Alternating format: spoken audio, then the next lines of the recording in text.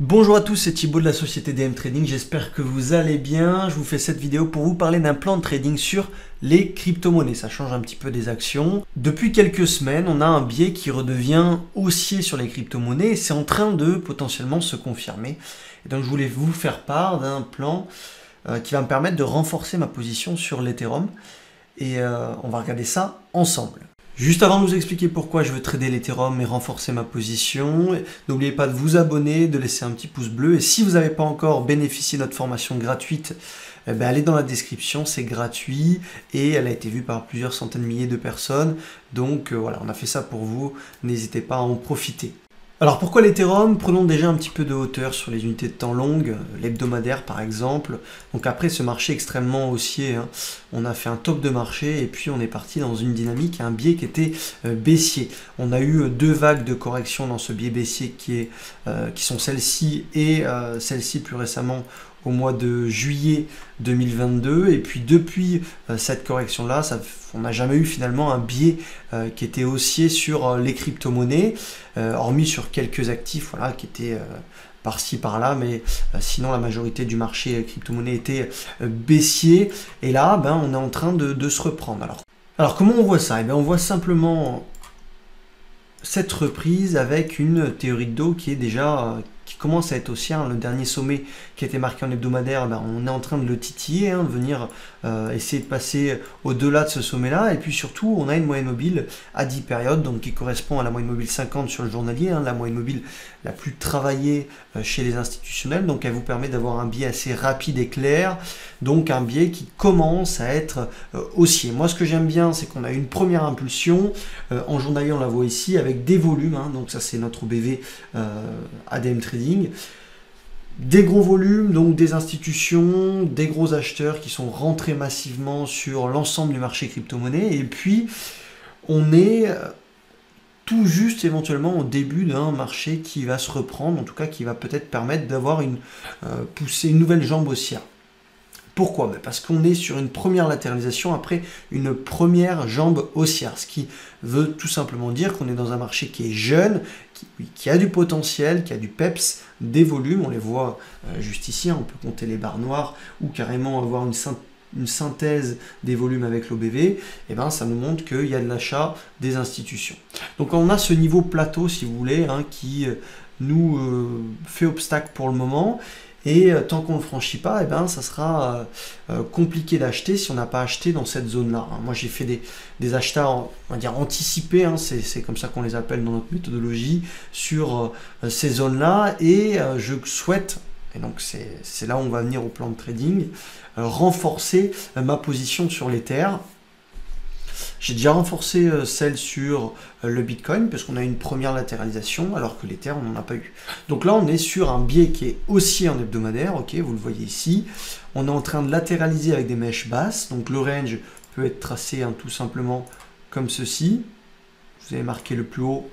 Donc on a un range qui est bien délimité, qui est franc, qui est clair, et on est tout simplement en train de venir titiller cette borne haute avec des creux de plus en plus haut.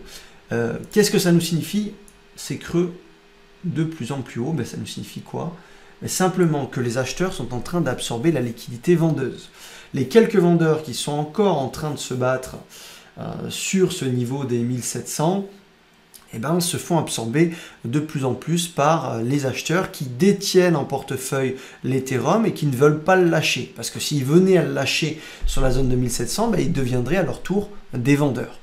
Pour qu'on ait cette figure d'absorption, donc ces creux de plus en plus haut, ça veut tout simplement dire que les acheteurs sont majoritaires et qu'ils sont en train de stocker leurs titres en portefeuille, donc leur crypto-monnaie, et donc ça va mener à quoi? Ça va mener à une bataille des acheteurs contre les vendeurs pour les quelques titres restants. Si tout le monde tient en portefeuille ces crypto-monnaies, il y a peu d'offres sur le marché et c'est là où tout le monde va se battre pour les quelques crypto-monnaies qui seront en circulation. Okay, donc évidemment qu'il y en a, c'est pas un problème, mais si tout le monde détient en portefeuille et souhaite les garder, ça réduit l'offre et c'est comme ça qu'on observe des figures d'absorption comme ceci. Okay, donc n'oubliez pas, on est sur un marché qui commence à devenir intéressant, on a un nouveau biais aussi en hebdomadaire, on a fait une première jambe haussière. Nous, on souhaite travailler la deuxième pour renforcer nos positions, ou alors, si vous n'êtes pas rentré, prendre une première position au-delà de ce niveau. Et donc, on va essayer de surfer sur un mouvement qui peut aller chercher les 2000 $. Quel va être le plan? Pour ma part, je vais renforcer à la cassure de cette zone des 1680 $.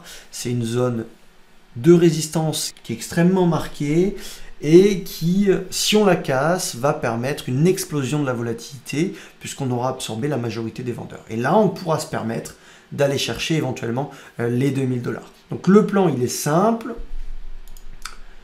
On va essayer d'acheter au-delà des 1680 pour aller chercher les 2000 $.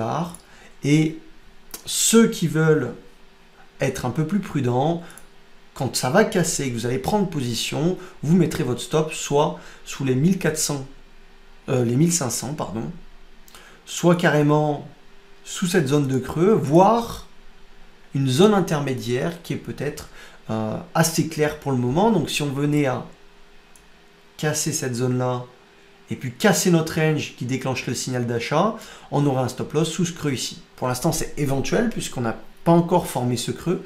Mais voilà, il y a plusieurs possibilités de mettre votre stop loss. Sous le bas du range, qui est le plus safe, au milieu du range, qui est le plus agressif, disons, et vous avez ici une autre façon de mettre votre stop loss qui est un peu moins agressif. Donc ça, c'est le plan que moi je vais suivre. Je vais acheter en cassure des 1680. C'est pas un conseil en investissement, je vous dis ce que je fais, voilà, donc je le donne souvent aux étudiants, mais je vous le partage et on va surfer, on va essayer en tout cas de surfer sur cette prochaine impulsion qui va être la deuxième accélération. Essayez toujours de quantifier votre mouvement, c'est-à-dire savoir si on est sur un mouvement qui est jeune, un mouvement qui est déjà avancé et un mouvement qui est vieux. Pour le coup, là, sur l'Ethereum, on est sur un mouvement qui est très jeune. Donc, ça vaut le coup de trader la première latéralisation pour jouer la deuxième accélération. Voilà pour l'Ether. Donc, on a une figure d'absorption, on a des volumes, il faut attendre la cassure, la sortie de ce range pour avoir une explosion de volatilité, qu'on n'ait absolument plus aucun vendeur sur le marché, en tout cas très peu, et on va essayer d'aller surfer sur les 2000 $. Voilà l'objectif. Évidemment, il faut mettre un stop loss. Évidemment, il faut avoir une gestion du risque. Des trades comme ça, c'est souvent 50% de taux de réussite. Donc, notre objectif, c'est d'avoir un risk-reward de minimum 2 pour compenser ces 50% de réussite. Okay. Je vous souhaite une très bonne semaine à tous. C'était une vidéo qui n'était pas prévue, mais comme voilà, je vois le marché et on s'adapte au marché, ce n'est pas un plan qui est fait il y a 5 mois à l'avance, puisque nous, on s'adapte au marché. Donc, je vous fais cette vidéo. Si ça vous a plu, laissez un petit pouce bleu. Quels sont vos plans également sur la crypto-monnaie? Parce que évidemment qu'il n'y a pas que l'Ether, il y a d'autres actifs qui sont en train d'accélérer. J'en ai plusieurs en portefeuille. Mais voilà, ça pourrait être intéressant d'échanger dans les commentaires ensemble. Salut!